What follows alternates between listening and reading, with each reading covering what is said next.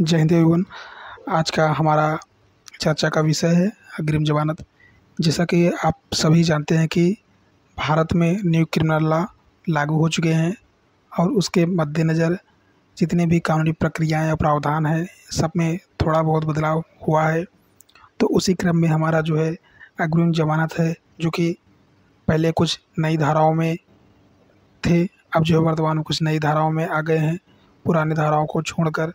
तो उसी क्रम में हम चर्चा करेंगे कि क्या जो है बदलाव हुए हैं, जो अभी वर्तमान जो नई धारा है उसमें क्या चेंजेस हुए हैं। तो चलिए स्टार्ट करते हैं आज का अपना वीडियो। तो सबसे पहले हम जान लेते हैं कि अग्रिम जमानत क्या होता है। अग्रिम जमानत एक महत्वपूर्ण कानूनी प्रावधान है जो भारतीय नागरिक सुरक्षा संहिता 2023 BNSS के तहत व्यक्तिगत स्वतंत्रता के मौलिक अधिकार को बरकरार रखता है। यह प्रावधान गैर जमानती अपराध के लिए गिरफ्तारी की आशंका वाले व्यक्तियों को अग्रिम जमानत लेने में सक्षम बनाता है, जिससे मनमाने ढंग से हिरासत में लिए जाने के खिलाफ सुरक्षा सुनिश्चित होती है।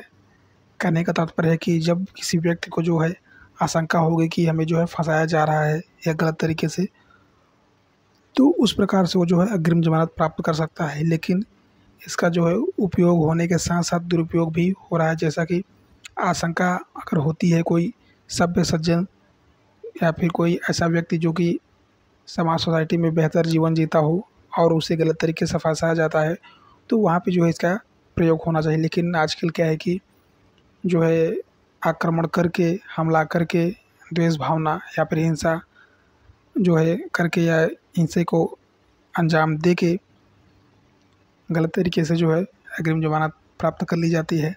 तो जिससा कि इसका उपयोग देखने को मिलता है, साथ ही इसका दुरुपयोग भी काफ़ी देखने को मिलता है। तो आपको बता दें कि अग्रिम जमानत जो है अगर प्राप्त की जा सकती है तो उसको रद्द भी कराया जा सकता है। तो दोनों को जो है प्राप्त करने के अलग अलग प्रावधान हैं, किस तरीके से जो है अग्रिम जमानत प्राप्त होती है और किस तरीके से जो है अग्रिम जमानत को रद्द कराया जाता है। सबसे पहले जान लेते हैं कि अग्रिम जमानत क्या है। अग्रिम जमानत न्यायालयों द्वारा उन व्यक्तियों को दी जाने वाली निवारक राहत है जिनके पास यह जानने का कारण है कि उन्हें गैर जमानती अपराध के लिए गिरफ्तार किया जा सकता है। BNSS के तहत अग्रिम जमानत अनुचित उत्पीड़न के खिलाफ सुरक्षा के रूप में कार्य करती है और इसका उद्देश्य न्याय और व्यक्तिगत स्वतंत्रता के हितों को संतुलित करती है। कहने का तात्पर्य है कि यह जो है गैर जमानती अपराध के लिए प्रदान किया गया अग्रिम जमानत है। अगर किसी व्यक्ति के जो है जानलेवा हमला या फिर कोई संज्ञेय अपराध है जहाँ पे जमानत की कोई प्रावधान ही नहीं है, तो वहाँ पे जो है एंटीसिपेटरी बिल नहीं काम करता। साथ ही इसका जो है दुरुपयोग भी काफ़ी देखने को मिलता है। गलत तरीके से जो है हिंसा भी करते हैं, हत्या भी करते हैं और जो है एंटीसिपेटरी बेल के लिए न्यायालय में आवेदन भी करते हैं। तो जहाँ तक इसका उपयोग भी देखने को मिलता है, तो इसका दुरुपयोग भी काफ़ी हद तक देखने को मिलता है। तो ये जो है अग्रिम जमानत लोगों की सुरक्षा के लिए है, न कि दुरुपयोग के लिए। यह प्रावधान जो पहले दंड प्रक्रिया संहिता CRPC 1973 की धारा 438 के अंतर्गत आता था, अब BNSS की धारा 482 के अंतर्गत आता है।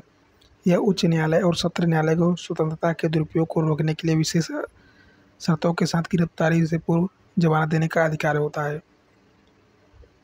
अगर किसी व्यक्ति को जो है अग्रिम जमानत दी जाती है तो विशेष शर्तों के साथ दिया जाता है। अगर एंटीसिपेटरी बेल जो है किसी को भी डायरेक्टली ऐसे ही जमानत नहीं दिया जाता है, उसके साथ जो है बॉन्ड होता है, जो कौन गारंटर होता है वो भी लगते हैं, गारंटर होते हैं।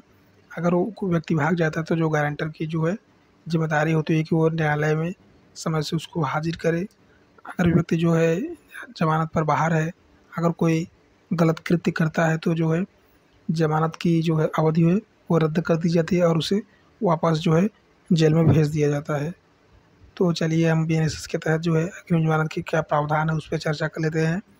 आवेदन एवं फोरम धारा 482 क्लास 1। यदि किसी व्यक्ति को गैर जमानती अपराध के लिए गिरफ्तारी की वास्तविक आशंका है तो वह BNSS के तहत अग्रिम जमानत के लिए आवेदन कर सकता है। अग्रिम जमानत के लिए आवेदन निम्न तरीके से किया जा सकता है, जैसे कि पहला है उच्च न्यायालय, दूसरा है सत्र न्यायालय। अदालतों को यह निर्देश देने का अधिकार है कि गिरफ्तारी की स्थिति में आवेदक को कानूनी प्रक्रियाओं के अनुपालन को सुनिश्चित करने के लिए विशिष्ट शर्तों के अधीन पर जमानत पर रिहा किया जाए। यदि आप जो है शर्तों पे आपको रिहा किया जा रहा है और उसका आप दुरुपयोग करते हैं, मनमाने तरीके से जो है जीवन यापन करने लगते हैं और कानून को हाथ में लेते हैं, फिर ऐसा हिंसक कार्य करते हैं जिससे कि कानून का उल्लंघन हो, तो आपकी अग्रिम जमानत की अवधि या फिर नियम जो है भंग हो जाता है, रद्द हो जाता है। आपको पुनः जो है न्यायालय या फिर कारावास की सज़ा मिल जाएगी। आपको बता दें कि अग्रिम जमानत अस्थायी रूप से होता है और इसे रद्द भी करवाया जा सकता है। ऐसा नहीं है कि आप जो है एंटीसिपेटरी बेल पाके आप बाहर है तो जो है आप हमेशा के लिए बाहर है। यह अस्थायी है, आपको कभी भी बुलाया जा सकता है और एंटीसिपेटरी बेल को कभी भी रद्द करवाया जा सकता है।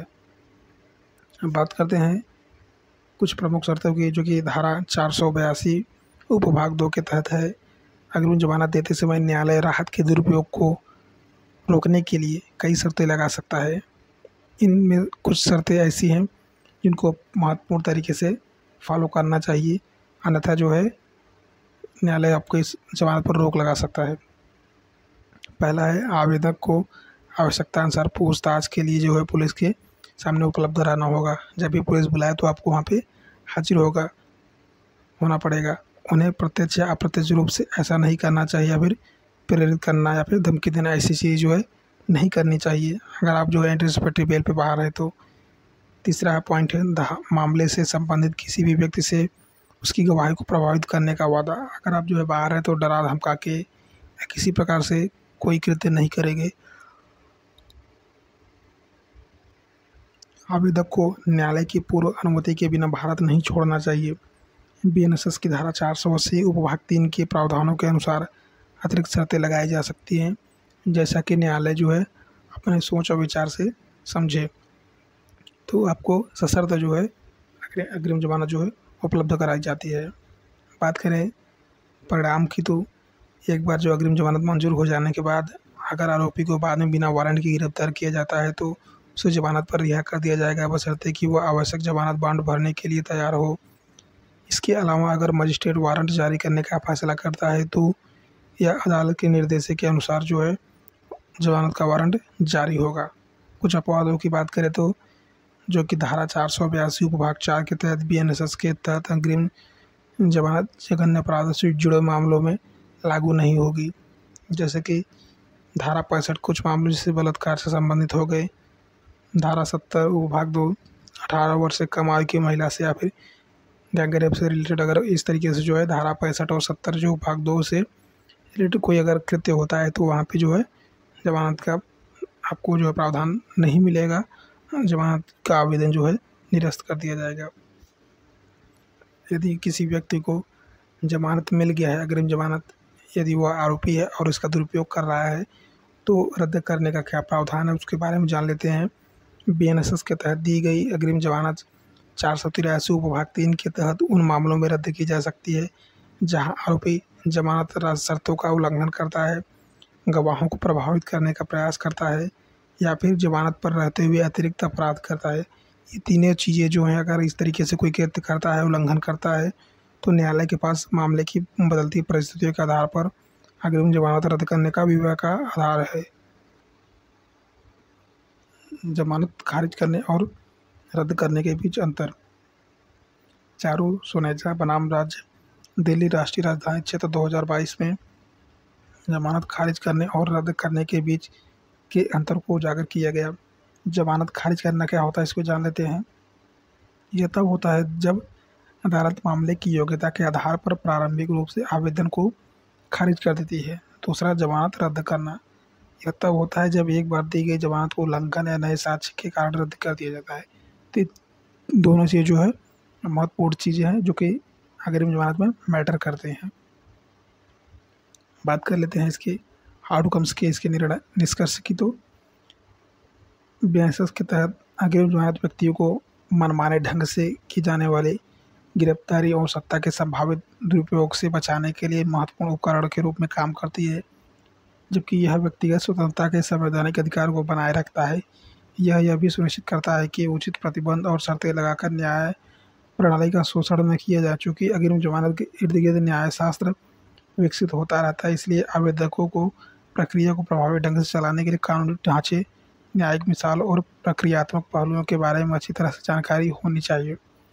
तो इस तरीके से जो है अग्रिम जमानत का जो प्रावधान है हमने उस पर चर्चा की, किस तरीके से जो है क्या शर्त होनी चाहिए, किन शर्तों पे जो है अग्रिम जमानत मिलता है और अग्रिम जमानत को किस तरीके से रद्द करवाया जाए, हमने उस पर भी चर्चा की। आई होप आप लोगों को सेशन समझ में आया होगा, लेक्चर अच्छा लगा होगा। आप अगर चैनल पर नए हैं तो चैनल को सब्सक्राइब करें, वीडियो को लाइक करें और अधिक से अधिक शेयर करें। जुड़े रहिए हमारे साथ लीगल अपडेट के लिए। मिलते हैं नेक्स्ट वीडियो में, तब तक के लिए जय हिंद, जय भारत, वंदे मातरम।